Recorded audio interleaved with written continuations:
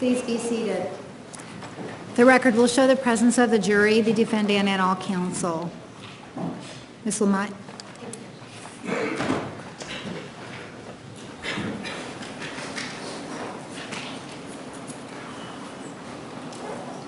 The simple question that's before you is, do you kill her? That's the question. She has done something very bad. She did. And you have convicted her for that. You have told her that she is guilty of first-degree murder for that. But the question is now, do you kill her? When we talk about mitigation, aggravation, the point of it all is, does she have value? Is there something that you, as an individual person, believe is worth saving her? Is worth her living her life in prison? The prosecutor talked to you about living her life in prison and how there's a possibility that after 25 years, there could be parole. You are not supposed to consider that, and that should not enter into your decision of whether or not to give her life or death. In fact, the last time somebody was paroled was eons ago. Objection. Improper argument past that. Sustained. The prosecutor wants to tell you that her age doesn't matter, that her lack of criminal history doesn't matter. But those things absolutely do matter.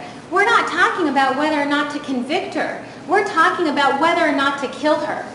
And so when we talk about that, it matters that she was 27 years old and that she had no criminal history. It matters that she hadn't done anything wrong in her life before that. It matters when you make that decision to give her life in prison. The prosecutor wants to talk to you about that she has some kind of entitlement feeling. Entitlement because she's an artist and therefore she's entitled to live. That is absolutely false. There is no entitlement feelings here. It's quite the opposite. It's begging. It's begging for her life at this point. There is no entitlement. The fact that she's a good artist is something that any one of you may feel that it is worth saving her life for, that it is worth keeping her around because she can provide some type of value to this world. When the prosecutor talks about criminal history, she doesn't have any. And so all he can come up with is the fact that she's lied. We know she's lied. Absolutely she's lied. That's been this whole case. His lies and manipulations. That's been the entire case. But lying is not a capital offense. We're asking you not to sentence her to death because she lied. You have convicted her of first-degree murder. She does not need to be sentenced to death because of the lies. He talked about friendship and the fact that it's not important, that it does not add value, and that these friendships were somehow based on lies, again with the lies. But her friendships were not based on lies. You know, Daryl Brewer and she and Jodi had a wonderful relationship for several years. What that shows you is the fact that something happened. Something happened that changed the trajectory of her life, changed what she could have been.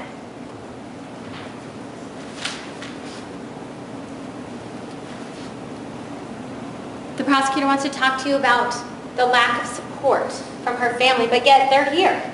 So that's not a mitigating factor. Her family was not there for her when she needed them. And it's sad, and it is so hard to say when they sit right here and have to listen to that. But you know what? When she was a teenager and she needed them, they were not there. And you know how we know that? We know it because she has borderline personality disorder. We know because Dr. DeMarte told you that's what happens. Lack of bonding, detached from parents. That little girl needed someone and she didn't have them. And so absolutely they're here now, and thankfully they are. But the fact that it changed the course of her life is important for you to consider. And it is a reason for you to be merciful and give her life in prison.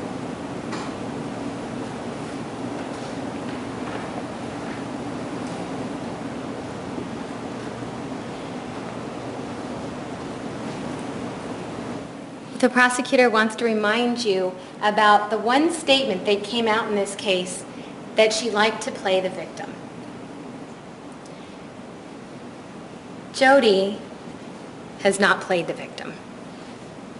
And in fact, you heard during trial that that statement came from a girl who knew her between the ages of 1st grade and 5th grade. That's what he wants to base your decision of life or death on, is from a person who knew her between 1st and 5th grade. Someone who he didn't bring into trial.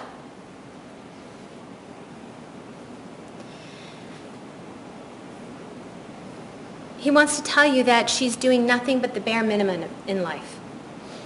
That doesn't add value to her life. Because she was doing what all of us do.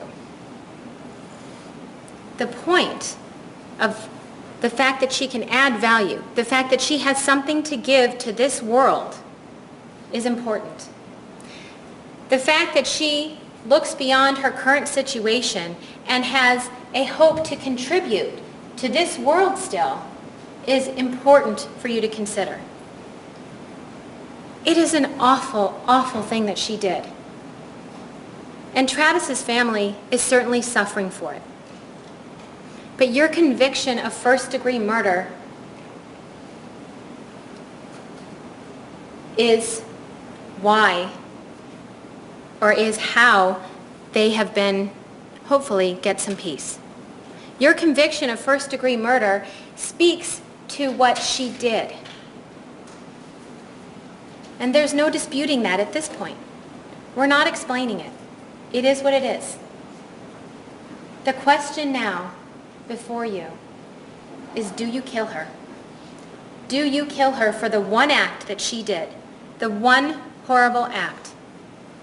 Or can you see that there is a reason to let her live? Can you see that there is still value in her life? Can you see that there is value and love from her family? She won't be living with them. And she won't be living with any of us. But she will be living in prison. And even there, she can contribute to this world.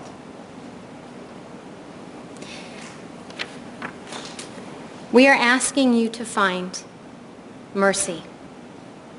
To find that these mitigating factors, these reasons to show mercy, to find value in a person's life, and to find that Jodi's life, despite what she has done, is worth saving.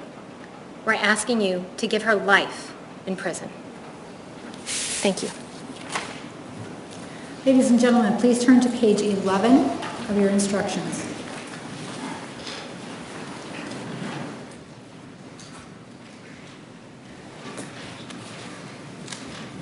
Your foreperson will continue to preside over your deliberations. You should discuss and then set your deliberation schedule. You are in charge of your schedule and may set and vary it by agreement and with approval of the court. After you have decided on a schedule, please advise the bailiff. After setting your schedule, I suggest that you next review the written jury instructions and verdict form. It may be helpful for you to discuss the instructions and verdict form to make sure that you understand them. Again, during your deliberations, you must follow the instructions and refer to them to answer any questions about applicable law, procedure, and definitions. You are to discuss the case and deliberate only when all jurors are together in the jury room. You are not to discuss the case with each other or anyone else during breaks or recesses. The admonition I have given you during these proceedings remains in effect when all 12 of you are not in the jury room deliberating. My previous instruction regarding how to communicate with me still applies during your deliberations. Should any of you or the jury as a whole have a question for me during your deliberations or wish to communicate with me on any other matter, please utilize the jury question form that we will provide you. Your question or message must be communicated to me in writing and must be signed by you or the foreperson. I will consider your question or note and, if necessary, consult with counsel before answering it in writing. I will answer it as quickly as possible. Remember that you are not to tell anyone, including me, how you stand, numerically or otherwise, until after you have reached a verdict or have been discharged. The penalty issue is now submitted to you for decision. When you go to the jury room, your foreperson will preside over your deliberations and sign any verdict. In order to return a verdict, all 12 of you must agree on the sentence to be imposed. Please mark your decision on the verdict form provided. You will be given one form of verdict on which to indicate your decision. It reads as follows. We, the jury, duly impaneled and sworn in the above entitled action upon our oaths, unanimously find, having considered all of the facts and circumstances, that the defendant should be sentenced to death, life, or no unanimous agreement. You will check the appropriate box. The foreperson will then sign the verdict form and print his or her name and juror number. All right, at this time, jurors number 10, 15, and 17 will continue to serve as alternate jurors. You will go with the bailiff to a different area. The admonition will continue to apply to you. All right, at this time, you may retire to begin your deliberations. Please stand for the jury.